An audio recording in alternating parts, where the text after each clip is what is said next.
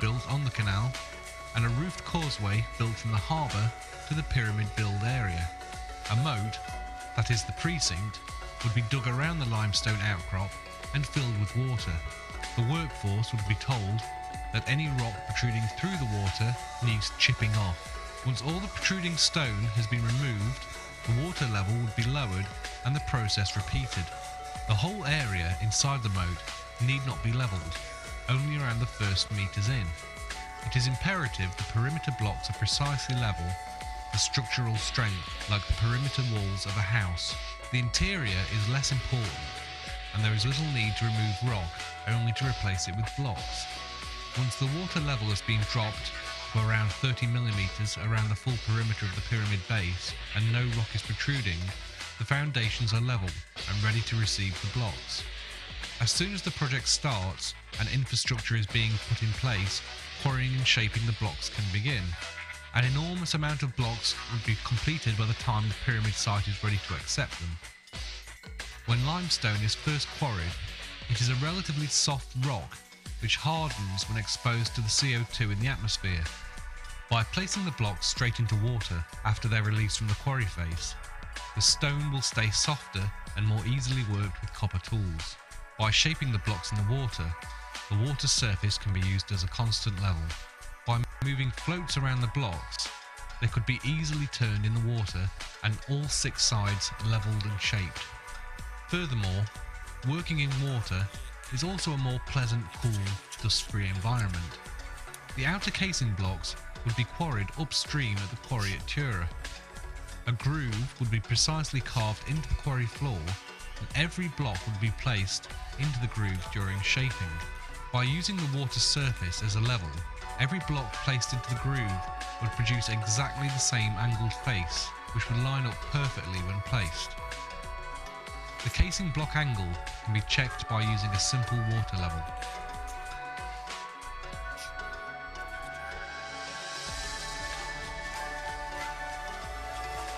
The quarrying process can take place all year round. Once shaped, the blocks would have floats attached and then left in a store area on the quarry floor.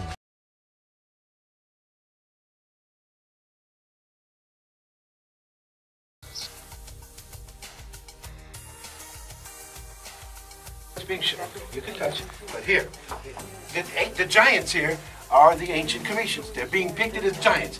Now, we'd say to people, is it symbolic or is it actual? Why does it have to be either or? Why can it not be both? They could have been giants, but giants of mind. Okay, depicted. Showing here what obviously Chris first pointed this out in 1998 in the Giza power plant.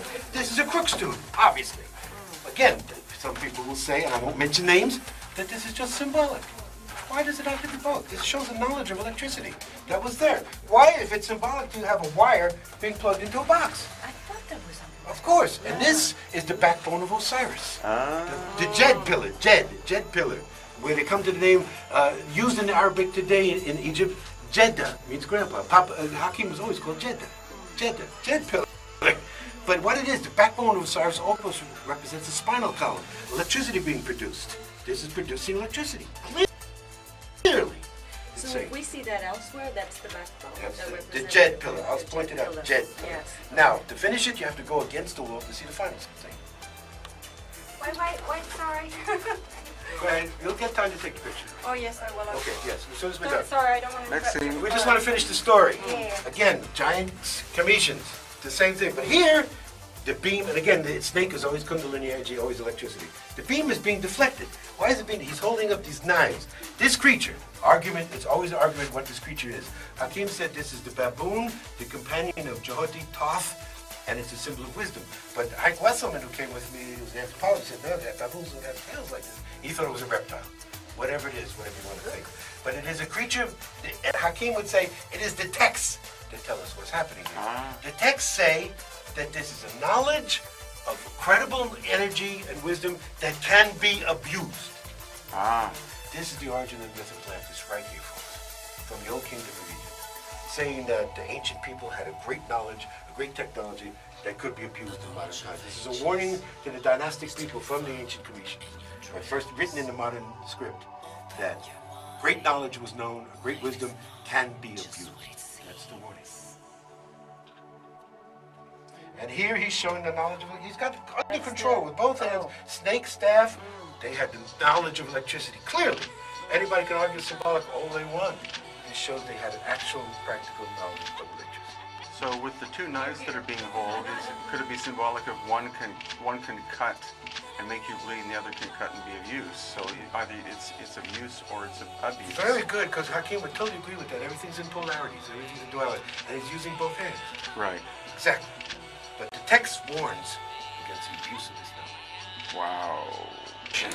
Here we have the famous Zodiac of Dedara. This is a copy. The original was taken by the French during Napoleon's expedition in 1798 and is in the basement of the Louvre. One of the things that we agreed with Sahih was for many years, he wanted the original Zodiac to return to Egypt, the Rosetta Stone, which is in the British Museum, and the bust of Nefertiti, which is in the Berlin Museum. They belong here. We agree with that. What it clearly shows, this copy is still an excellent copy, all signs of the Zodiac, Leo, Taurus, Sagittarius over here, all around you see all the signs of the Zodiac. So it's total knowledge of astrology, which the Greeks refined, did not invent, but they refined. But there is a secret meaning here, which very few people understand. Cancer, right here in the center, plays a key significant role.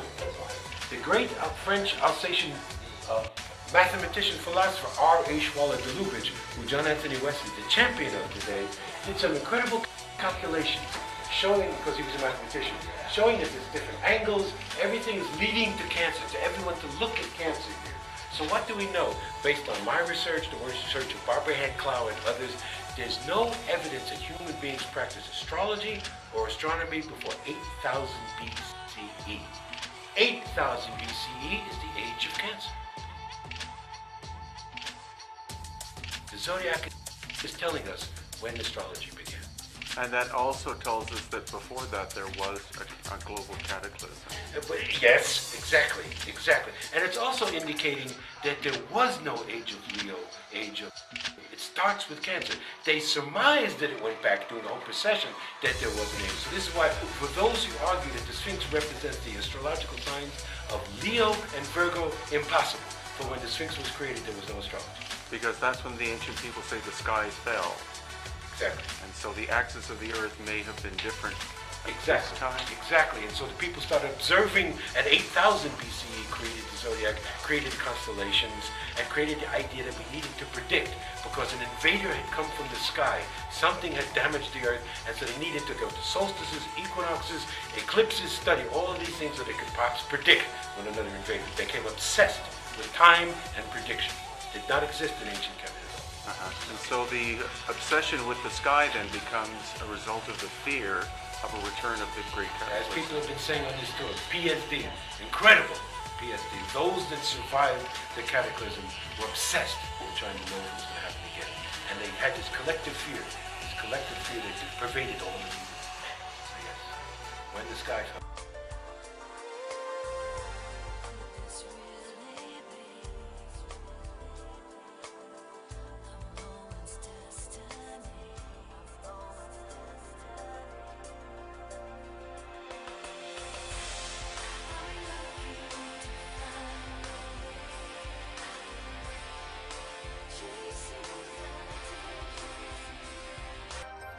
When it comes to ancient Egypt, the one thing that people like to bring up is high technology. They had advanced high technology. I tend to agree with that. Although I don't say it's so advanced that they were running around with some kind of super saws like, we've never seen before, but that they were possibly using a technology that we simply overlook. That we're like, well, we know about it, but we didn't think that they actually used something like that. Just like it just didn't click or something. And so, like, one of the theories that a lot of people have, and myself, I think it seems rather plausible, is using sound and light. Now here I want to show you guys this. So, we see right here, this is the water running. Now when they pump different frequencies through it, the vibrations hit the hose and they cause the water to have a certain effect to it. So it appears that it's doing something that, it's not. Like it appears that it's running in fast forward there, but when they change it back to 23 or 24 or whatever, it'll freeze and it look like it's frozen in time, just like that. I mean, is that cool or what? And that's just from it flowing. It'll just follow that exact same path, but to the eye, it appears that it's just frozen in time. You know, I think it's really fucking neat, but it shows how sound can manipulate everything, even your perception and stuff. And I think that's one of the main points today, is that, you know, we have to forget about our preconceived notions and you know, our perceptions of what it is, and look at what, you know, what it could be, what makes the most sense. You know, what did they have to do all this stuff with? Because we look at some of the tools that the ancient Egyptians used, and we see, okay, that these aren't going to work on granite. You're not going to, you know, these copper chisels are just simply not going to work. It's just not going to happen. So we have to move beyond that and say, how could some of this stuff be accomplished? Right, so check this out, you guys. So this guy is using sound to drill through different things. See, look at how he drilled right through that piece of solid green granite. Man, that's cool. Right through it, just with sound. Oh, and the copper, obviously. Alright, so this one, he's just running sound again through it again, but look how it carved into the granite. So I could see them carving hieroglyphs like that. You know, it would make a lot more sense than trying to chisel it as perfect as it looks. Look how he could just make shapes of the copper and it just course it out like that. Now this is another thing that's really cool too. Check this out. He's gonna vibrate the rocks. He's running this frequency through it, and then he's just holding the two rocks together, just, you know, putting his weight on it, and it's just running the frequency, just shaking it, and watch what happens. This is really neat. Yeah, this blew my mind when I first saw this. Watch, look. So he's showing you where he was holding the two rocks together. Now watch. And it was a corner. It was a corner piece. It fits right over it. What's that remind you of? Saxe Huaman? Yes. Alright, so now we're going to check out the Fresnel lens. And what this is really just a magnifying glass in a sense that you can start a fire with. It's a lens that gets super hot. I mean, way hotter than a magnifying glass would. The way it's constructed allows it to do this.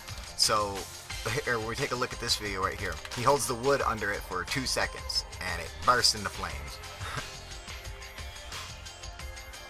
I mean, this is nuts. Now he starts, this is what I really like, is that they can melt rock with it. Now, there's been a ton of things where people are like, oh man, it looks like they melted them together. Well, perhaps they could. And there's different evidence we're going to see later. Now look at this, this is what's really neat. He's melting, he has got a nail on there, and the nail melts together with the stone and fuses together with it. This is how hot this gets. Now they say that, okay, if they're going to use fire to soften the granite and break, I mean, that makes sense, but if you have a lot of wood to make fire with, which the Egyptians didn't, but they had a ton of sun, so it seems logical. I mean, look, you make lava with this shit, no joke. Look how it's fused together like that. Is that crazy or what? Look at this. He's making a little pool of lava with the sun, with the power of the sun. Now there's reasons why I think that this is possible for ancient Egypt is because of some of the places around there. Like, you might not know about it, but there's the Crystal Desert with the Crystal Mountain and everything. I mean, they have a ton of crystals. And Herodotus even spoke about the Egyptians, a certain sect of them that would have been like the Nubians in the Sudan or whatever, that they had coffins, you know, a sarcophagus made of a solid giant crystal, and the people inside were perfectly preserved. Like, they didn't need like the mummification like the other Egyptians did. It made them perfect, you know.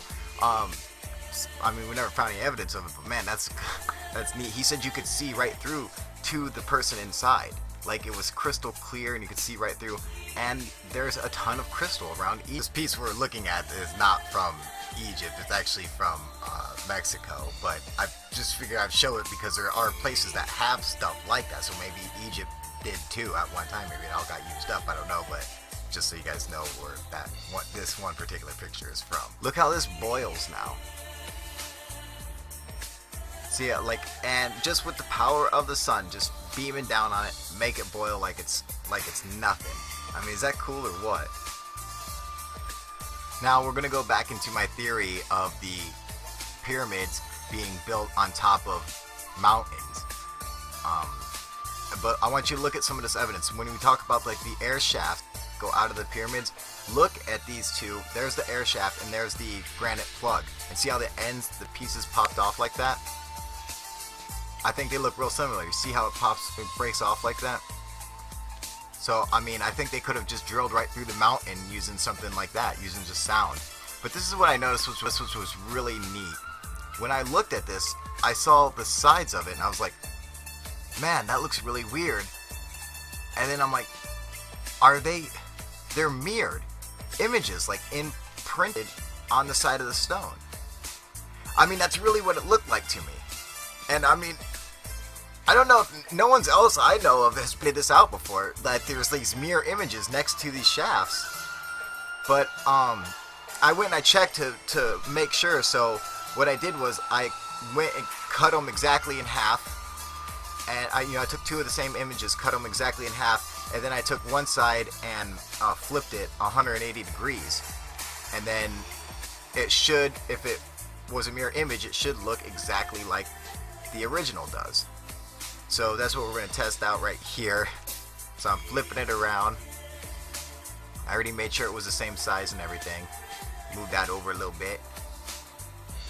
Got to make it exactly 180 degrees. But watch this. This is so cool. I mean, I never knew about this. I've never read anything about it, or ever seen anything, show on it, nothing on YouTube, nothing. I've never seen anything about it. Look at that. Now wait till you see the picture. Look at that. I'm telling you, like, it's like a mirrored image. So how did that happen? That's another mystery. I mean, how do you make that? What happened to do that? Something caused that. It didn't just fucking appear like that. Something fucking made that. So, you know, I guess that's on to a new investigation for us, but that's fucking neat, man. Did you guys know about that? Fuck you, no you didn't. Man. Yeah, I thought that was so fucking cool. I was like, what the fuck is this? Does anyone else notice this? Am I the only one who's pointing this out? I'm like, hello? Is there a mirror image there? On both sides. I believe the other side, in fact, will do the exact same thing. So, is that cool or what? Hey man, talk all the shit you want to, alright? But it's there. Now look at the inside of the shaft. Remember I was saying that it could be carved out of the mountain? This is actually what the shaft looks like. It straight looks like it's just dug straight through the mountain. You know, that doesn't look like it's the fucking, like the limestone blocks, you know? And now this is a room that they come to at the end of it.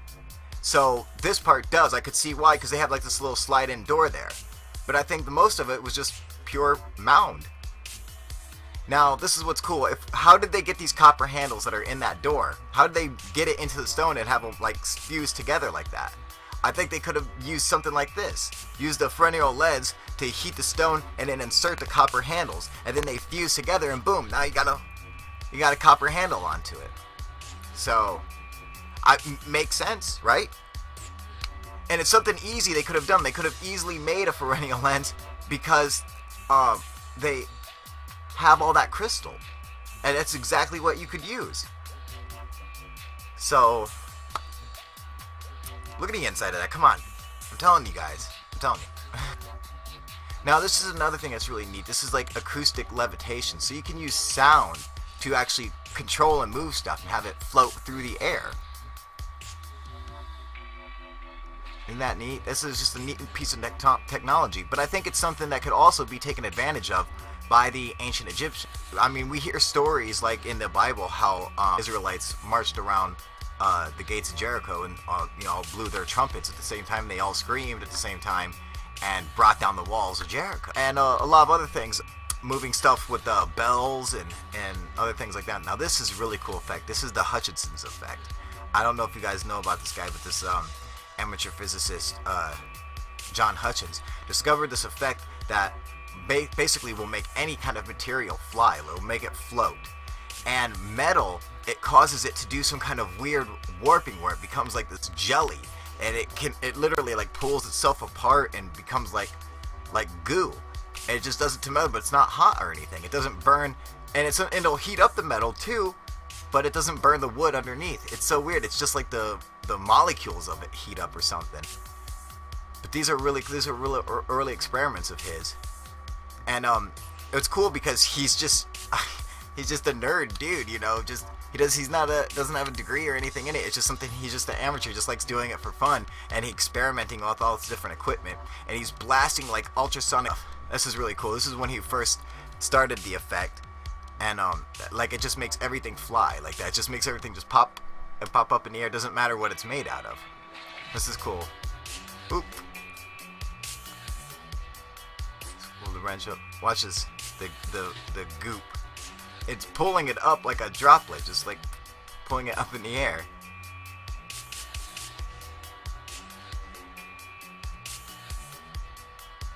Is that cool or what?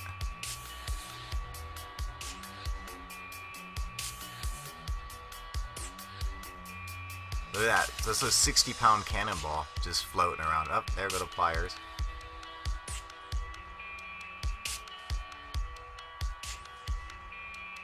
It's spinning like that. Isn't that cool? It's trying to get up there. You see, he's like messing with the dials and stuff, trying to make it like lift it up, but I'm sure he would work it out. See, he's just like a regular. He's crazy looking too, man. This guy's cool.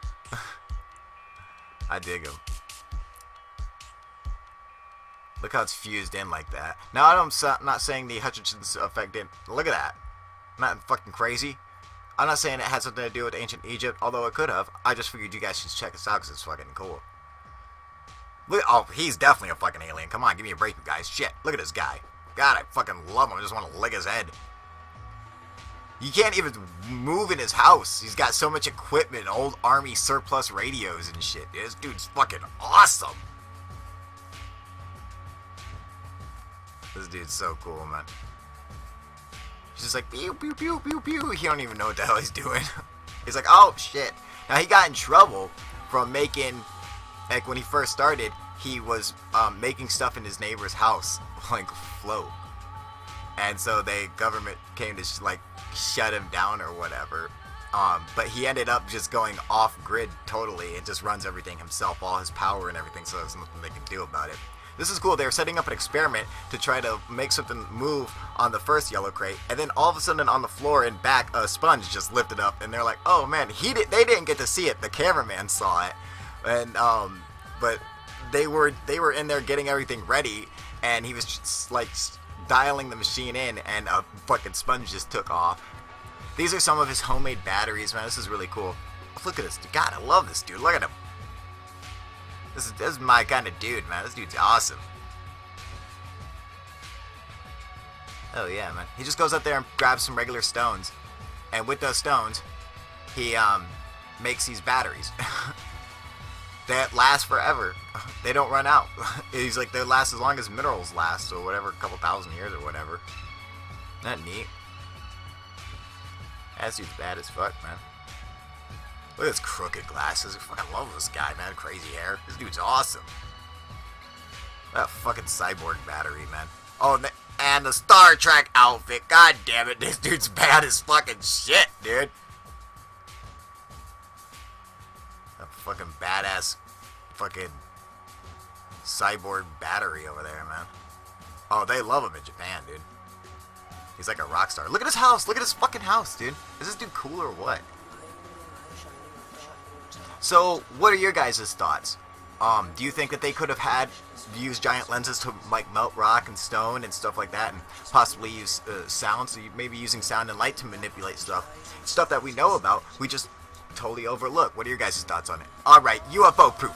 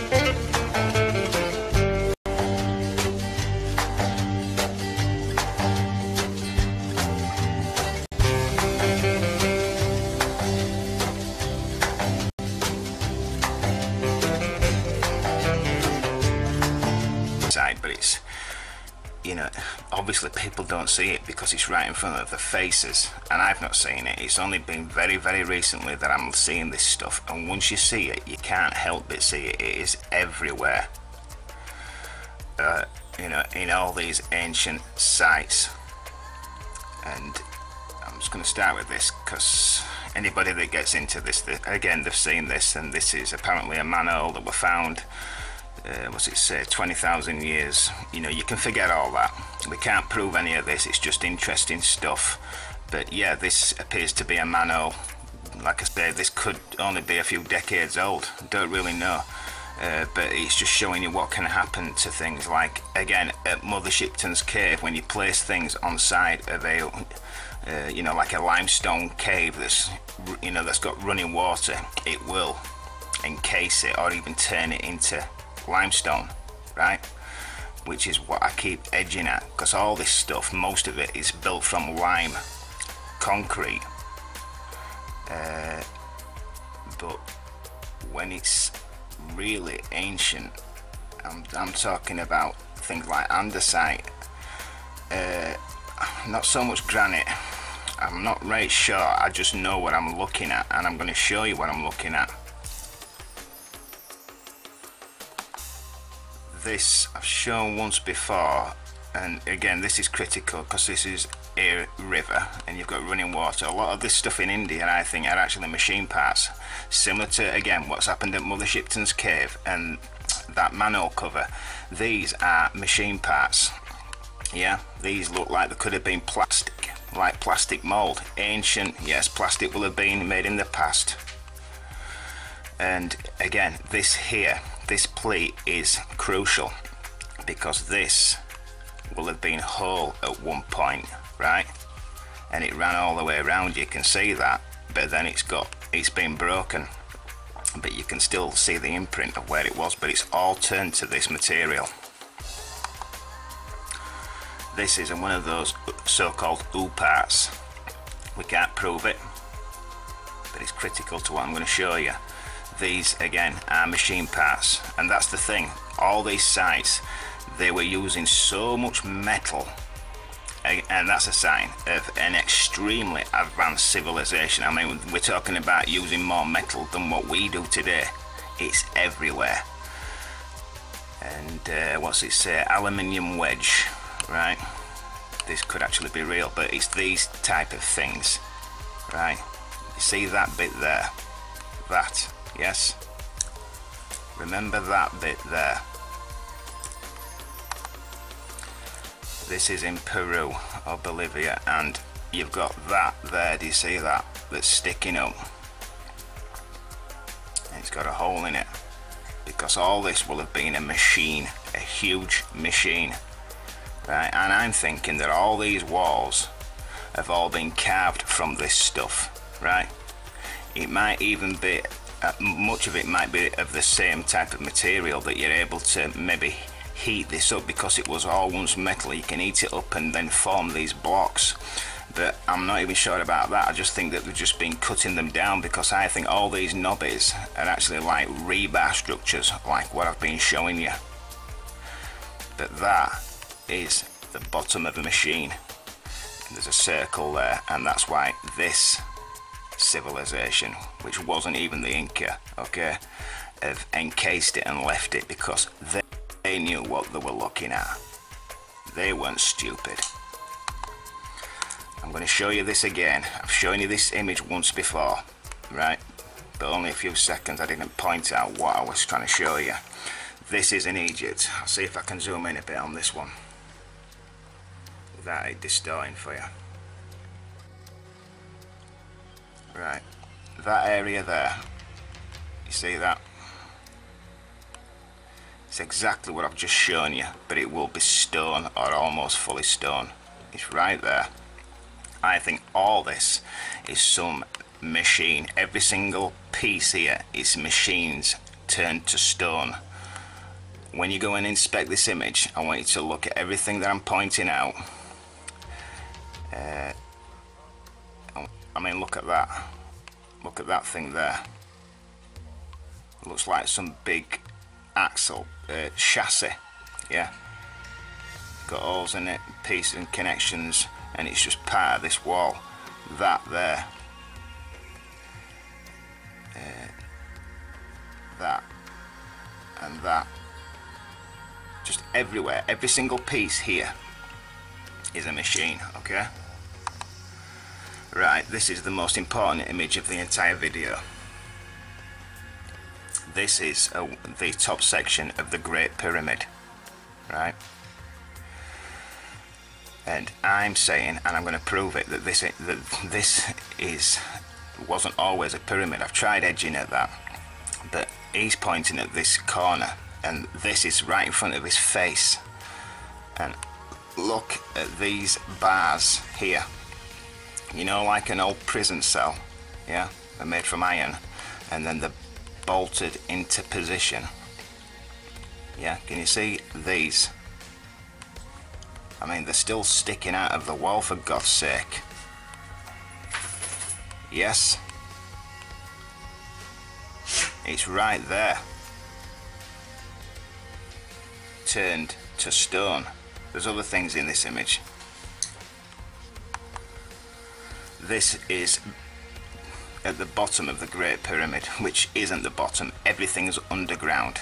The pyramid was only built on top of it, right on top of the pinnacle of this machine. Okay, what do you think this is? You know, what is this? And these holes here, because this will have been high-tech metal. This is a casing for some machine part, box, battery, whatever, and it's rusting away. That car thing, it's not a car, it's just a machine. It's similar to what I showed you outside in that picture when I was proving that it was a motorway road, a triple motorway, and I said that they look like cars all lined up. Might have been something similar to this. But all through this image you can see the imprint of technology. This is an old image, and this is showing you that this is not just the bottom, because these are machine parts that ran through the wall. You know, like in a warehouse, you've got a wall and machine parts run through to the next section, yeah? But behind it, it's just a wall. So there's obviously more to it, it's just filled in. But even down here, they say this is the floor, and it's not the floor. I've proved that. This is built. These are machine parts. He stood behind that bit there, and it ran through here. Look at that box on top of there, and little screw holes, yeah? Turned to stone. This thing in Egypt is ridiculous. I'm not sure how it happens. I think maybe that this is the only, there's a lot of them. This is the, what used to be metal, yes? And it's been buried in some type of sediment, and it runs through. I mean, it's even leaving holes in this. I'm not 100% sure what's going on. Maybe a civilization knew what this was, and they cut it out in sections and just left it where it was. But this is clearly different to this. And these are, like I've been saying, metal or lead or something, glass even, right? And these are plates. You can see how tiny that is. And they're bolted into position, yeah, and hammered down, right? And it's turning into stone. This next image is going to prove what I'm talking about. Looks like it's a bit dark. Just let me move it.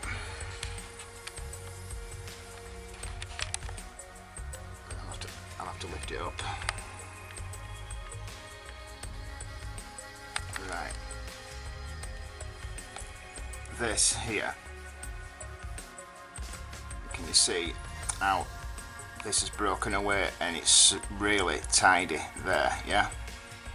And it goes behind this build-up of lime here, and it's really tidy metal, yeah? And it's a ridge that comes out of the wall. Like I say, inspect the image on my Google page to confirm what I'm trying to show you here.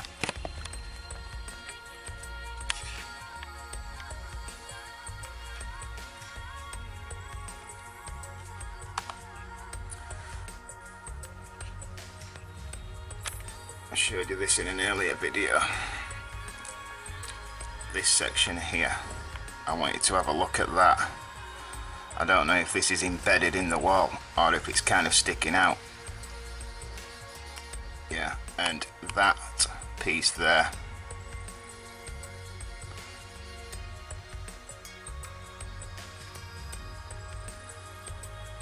you know, there's stuff all in this image, but these are just the most obvious bits, yeah, and it's rusting away to nothing.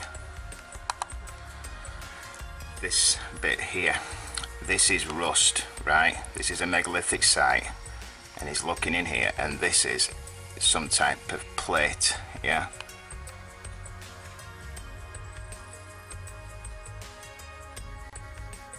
Which were bolted into position, right? And it could swing open, yeah, and it's just turned to stone. This is really this is like a close-up of one of the artifacts I showed you before, and this is hollow inside, yeah. You know, I mean, we're only looking at something that's about 2 or 3 inches thick, and then it's hollow inside, right? All this was metal. All the machinery on top has rusted away, right? And this stuff underneath has just been left longer, or it's the imprint of. But it's all of a similar, you know, stone. I'm not sure what this stone is, but you won't be able to quarry this. You won't find this in a quarry anywhere.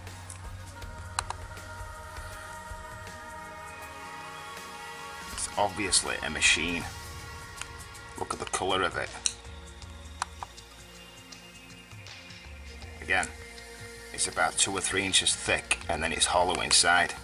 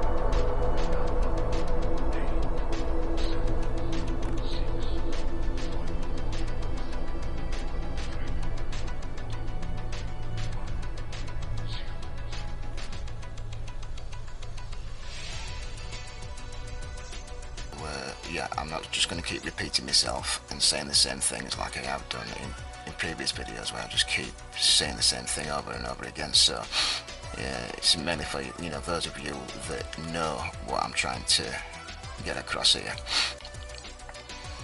And the last, not the last video, that was something else, but you know, I've been trying to explain like where we've got to, saying that all this is from its calcification from floods. And you know, that must have been miles deep, because obviously this stuff in Peru, this is Machu Picchu, and it's on top of a mountain like many of these things are, yeah, and yet still it's completely calcified. And I'm saying that this is the imprint of what it, mainly what it was built from, yeah, girders and wood, bolts, plates, yeah, or you know, it could be some kind of rack on a wall in a workshop or anything, but it gets calcified and you're just left with the imprint.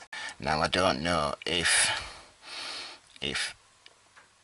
you know, the stuff that it's encased is still inside here, yeah, so you could bray away at it with an hammer and reveal what's underneath, yeah. Obviously it wouldn't be in perfect condition anyway, would it? Or has it all, you know, rusted away, corroded away, as this stuff is encasing it, as it's calcifying over it, and the rest of it inside just rusts and erodes away, but you're just left with an imprint of what once was. Yes, I still think that there's leaching, yeah, lime can get into things, because it's just like what happens in caves, which is what you need to ask yourself, right, and see which side of the fence that you're on. Do you think that this is from a larger structure, right, a huge piece of rock, and they have been carving shapes out with high-tech machinery? Or is it what I'm telling you, that this was a structure and it's, you know, it's been encased in stone, it's calcified, and these were once wooden beams or metal, and it now looks like that? You need to decide what side of the fence that you're on. When this stuff gets wet, when all this stuff gets wet, it literally looks like the inside of a cave, right? So that answers the question as well. This picture here is one of my main images. I might make it my wallpaper on my channels, because this explains everything. It's not Peru, but it is exactly the same as the artifacts in Peru. This is clearly, and once was, a machine. No different to what the type of stuff we have today. And something else that confirms it, all these pieces here are actually part of this machine, or what was once around it, but where it's broken away, can you see where this stuff is broken away? It's become just like this, it's shiny, yeah. So as it's been raining or been underwater, it's made it shiny. And you know, there's no metal here, is there? So I mean, it almost acts like a mud fossil, you know, like mud fossils, the bone in a process, it all corrodes away, yeah, and all becomes the same type of stone, but you can see an imprint of where, you know, the marrow, the bone, the muscle was, yeah. It's almost something similar. I didn't really want to put this image in this video, right? Maybe you can go away and find it yourself, because I've found this 3 times, and every time I find it, it's in Mexico somewhere, and the images always say that this is an ancient artifact, right?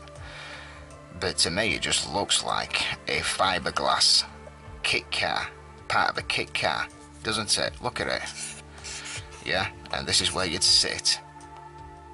I mean, there's no bonnet, there's no lid for a bonnet. I mean, has it just become stone, or do you just lift it off like a kit car? But it almost does look like stone to me, because where it's broken there, it literally looks like, well, it doesn't look like fiberglass anymore, does it? So anyway, you can make your own mind up on that. Strange artifact. I've actually got another image of this where it's laid down, and I've seen stuff like this all my life, and they're made out of plastic. You might have seen something similar, but it just looks like granite now, yeah. And for those people out there think, you know, well, you know, technology were different. They were making it from stone. No, you need to wise up. I've shown this before. There's not many images in this lot that I've shown you before, but clearly, right, this was part of something technological, right? And you had buttons and chain links and whatever, and all this stuff. The reason why I know that I'm right again, and you will notice this on all these images, especially the stuff in Peru, right? They're all got rounded edges. You see all these rounded edges here, yeah? And it's like the image I showed you on top of Machu Picchu. As this stuff is calcifying, yeah, and it's raining, it builds up. This again explains what I'm talking about. It's no different to something like that.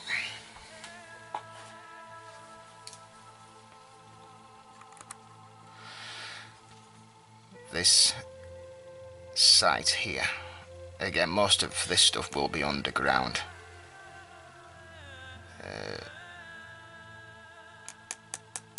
But you know,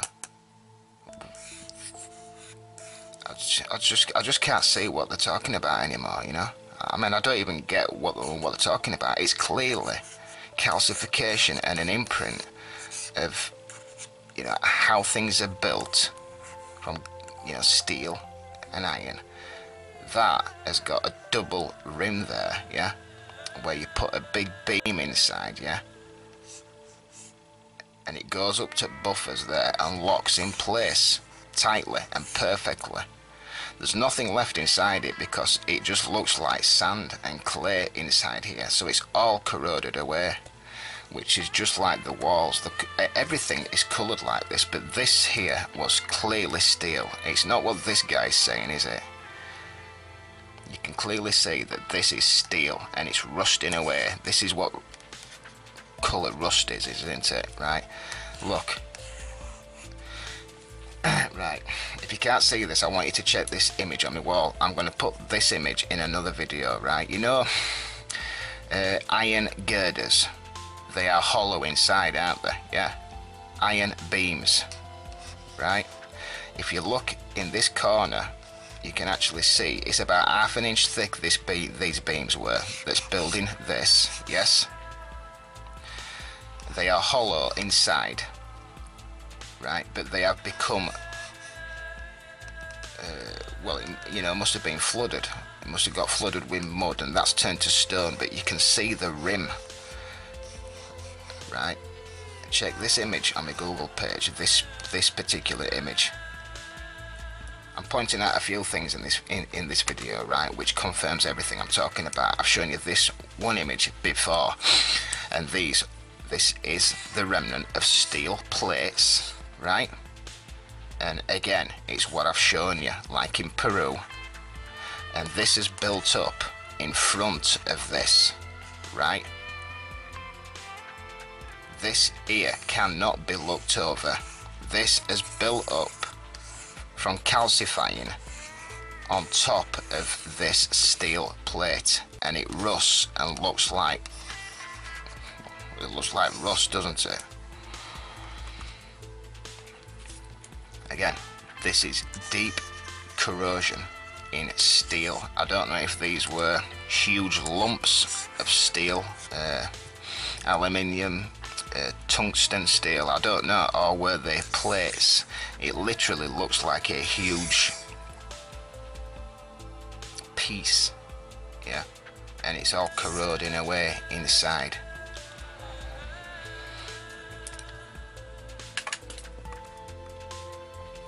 These are these are linking up with the rebar videos that I've made, and this is tungsten steel, right? The reason why I've put that in, obviously that's something modern, is because this artifact is from Tiwanaku, right, or, you know, around Puma Punku. There will be many more of these. This is just broken away, but they haven't. Look, if you crack this block in half, it will have these lines in, is what I'm talking about. Yeah, So was this something similar to what I've just shown you? But everything turns into this type of material, yeah? There's no rock, there's no mountain anywhere where you can go quarry this stuff because it's unnatural. All this stuff does not accumulate naturally.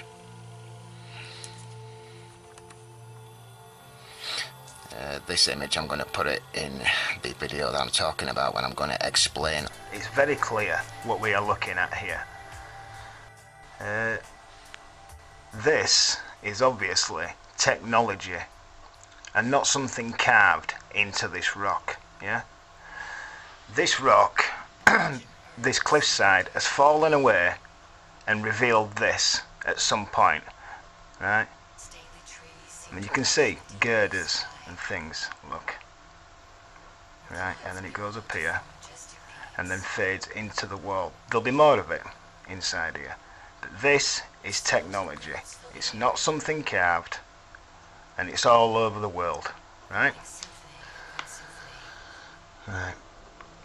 Next, a lot of people have seen these.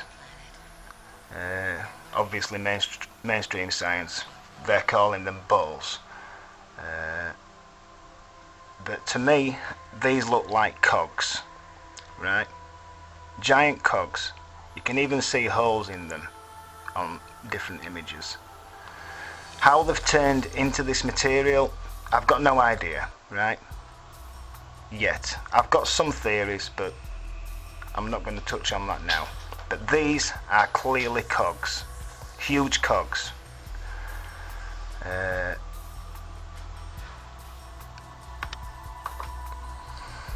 bit like this. It's not always technology turning back, technology like turning back into stone. It can be things that's rusted away, revealing imprints or leaving imprints in rock. This looks like some kind of, again, cog, chain link, right? The metal has rusted away, revealing an imprint. I mean, it may even be in here.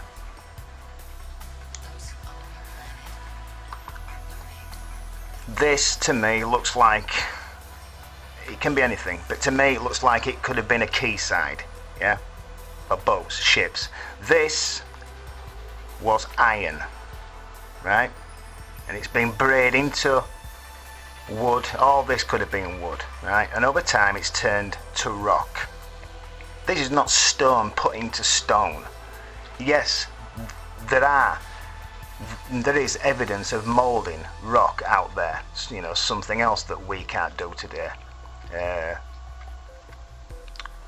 But to me, it can't be clearer.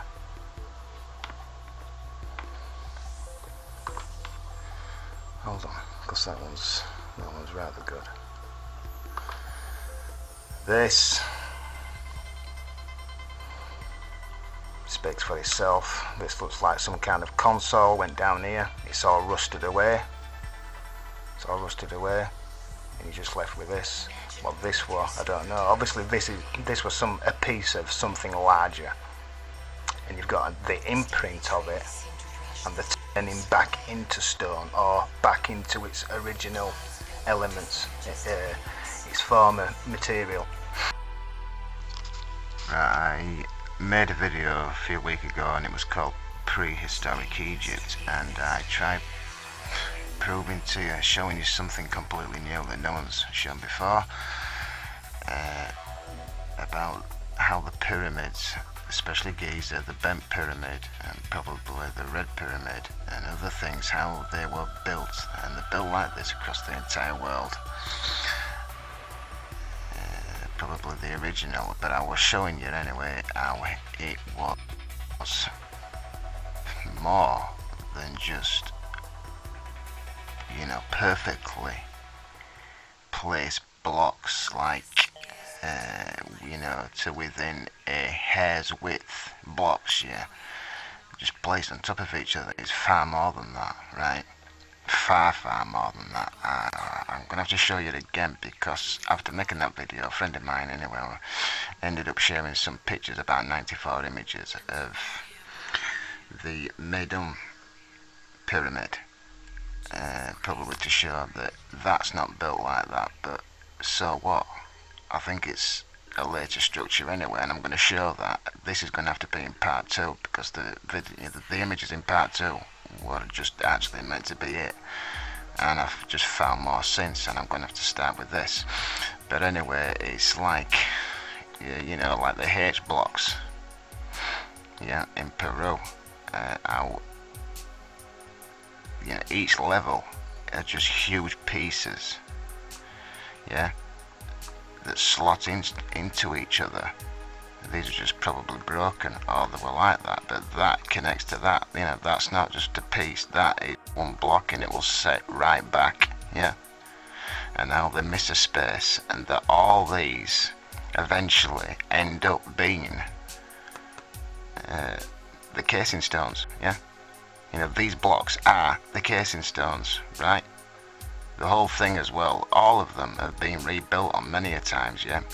I think major building work went on in the antediluvian world, because they were very advanced, and they, you know, were probably nearly as advanced as the pre-diluvian world, right? Nearly. But anyway, I'm showing you this kind of stuff. And this guy is a right bastard. He's done so much damage, right, to our history. This prick here. He's sold and hid and destroyed all sorts. I mean, the fact that he stood in front of this thing here, right, when you think about how they go on about how this was built, is completely impossible and ridiculous anyway, right? You can look around and see what the Egyptians did and how they built, right? They were primitive people, just like anybody else in the world at that time, and they were humans, and we're little. Just look at this thing behind him, right? It's like these things stick into this. It's like all them holes in Peru, yeah, them square holes with a little ridge, is what this kind of stuff goes into. This was a casing stone, right? You know, the break, and then something or another one slots in there, boom, goes up to there, up to buffers, right, and then comes round here, and it's the same with them all. I'm telling you, that is not a break. It goes right the way through in every single level. It is so advanced, right? It's more advanced than anything we're doing today on an unbelievable scale, I'm telling you, and more precise. There's no need, we don't build to this precision, right? There's no need to, but they did. Again, what I'm showing you,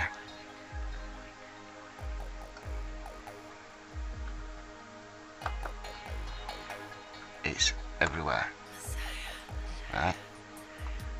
This is the Great Pyramid. There's been a lot of rebuilding work on here as well, okay? But all these casing stones, that's the top of the other pyramid at Giza, yeah? You know, the one that's still got the casing stones on the top, yeah? Because, you know, these blocks are casing stones. They just go through, look at it, you can see. It's an unbelievable thing. It's like Lego, you know, it's Lego. And every single level is absolutely level, all the way across. Spirit level, you know, because that's the, you know, that's the type of technology you need to make this stuff, yeah. Laser transits and spirit levels, rebar structures, and, you know, high technology machine shop stuff to be able to do this. This is it again, and you can see it's all over. This is a side of the bent pyramid. You're getting a better idea of what I'm trying to show you, because this were built by the same, in the same era, right? All these blocks, it's the same. They slot into each other like Lego, boom, and they slot in, and these end up being casing stones. It's not a casing of just blocks placed on blocks to encase it. No. It's far more than that.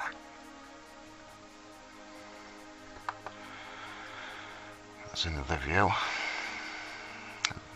These images are on my Google page if you want to check them out. And I've also said and proved that the entire Giza Plateau, all of it, much of Egypt in fact, is completely artificial.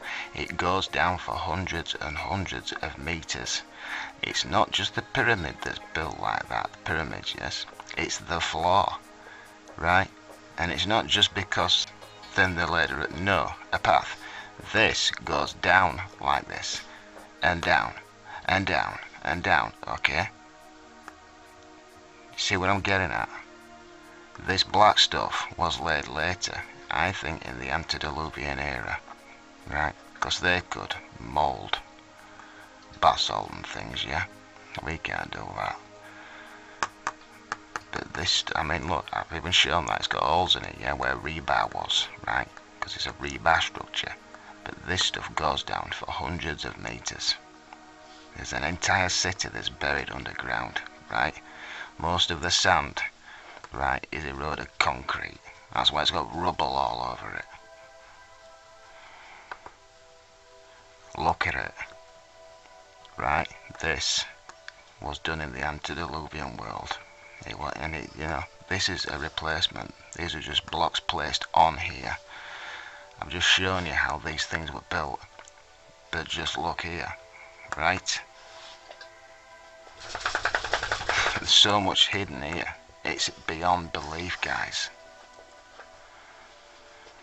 And I'm saying that that's why the top of the so-called King's Chamber is like it is, yeah? Because of what I've just been showing you.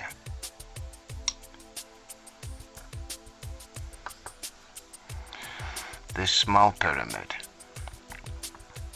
was an effort. I say again, look, I think there's been loads of eras on this world, right? Loads of experiments, yeah, we're just the latest. But again, these are just a casing, and it's actually granite. We don't know how they've done this, but there's an older structure inside here. There's an older structure inside here, and this has been put over it. This is not original. This is just laid blocks. This smaller pyramid, okay?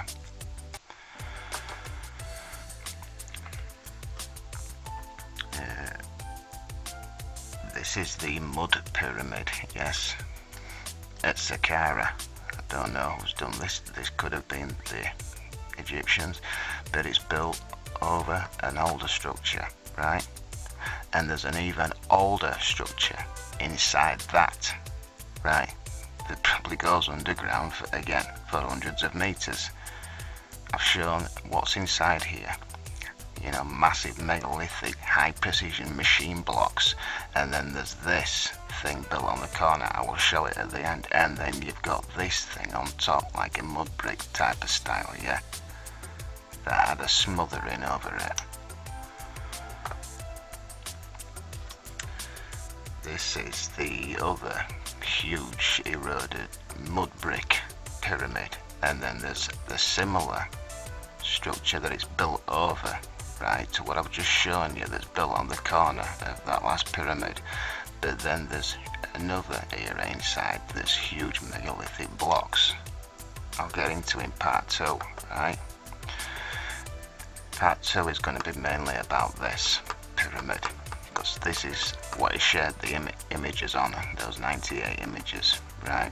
But because he was upset at what I tried to show you there at the start. I don't know who did this. Oh yeah. But this hole here, there's holes around the side, and it actually looks like this was technology that went in here, right? Because whatever's done this has completely blown this side out. I mean, these blocks are completely smashed. Right, and this is high up. It has been whacked by some weapon. It has. Right, I think this is last image. this is the same pyramid I've just shown you, and look, it's a thin smothering of something, and it's not built the same way, right, as what I've been showing. But the structure inside it, what it's built over, is no different to the Great Pyramid, and the chambers inside, I'll show you in part 2. That's it from a distance, right? These holes, there's one on all 3 sides, and then you go, oh, these things, it's been shot at, this thing, oh, it's blown out, you know, the technology's blown out. But there's the same type of stuff built across here, you know, human-sized blocks here, on top of all older structures. I'll just show you this.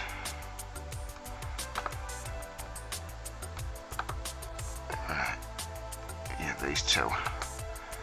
Right, so that mud brick pyramid, yeah, the step pyramid at Saqqara is an older, like, you know, not megalithic, right? So I don't even know who did that. I don't know who did this, but it's like a long shaped pyramid. It actually looks like a sphinx, you know, like I've got into the sphinx. It wasn't originally a sphinx, it's just eroded blocks. Well, this actually looks like the exact same type of thing, and this thing is built over that, but there's an older structure than that inside, underground. And the smaller pyramid, what I was talking about, that there's an older structure inside, is exactly that. That's what I'm talking about. That is different to this stuff. And it's more precise, and it's a different colour, and it's not just because it's been covered up, right?